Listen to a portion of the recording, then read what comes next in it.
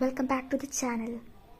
ഇന്നത്തെ ടോപ്പിക്ക് പ്രകാശവുമായി ബന്ധപ്പെട്ട കുറച്ച് ചോദ്യങ്ങൾ.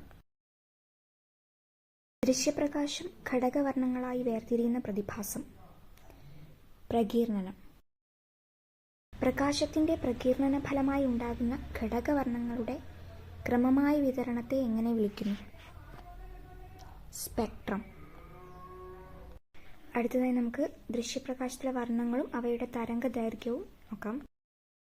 400 മുതൽ 440 നാനോമീറ്റർ വരെ വയലറ്റ്, 440 to 460 നാനോമീറ്റർ വരെ വരുന്നത് ഇൻഡിഗോ, 460 മുതൽ 500 വരെ വരുന്നത് നീല, 500 മുതൽ 570 നാനോമീറ്റർ വരെ വരുന്നത് പച്ച, 570 മുതൽ 590 നാനോമീറ്റർ വരെ വരുന്നത് മഞ്ഞ, 590 മുതൽ 620 നാനോമീറ്റർ വരെ വരുന്നത് ഓറഞ്ച്, 620 മുതൽ 700 നാനോമീറ്റർ വരെ വരുന്നത് ചുവപ്പ്. Thanks for watching.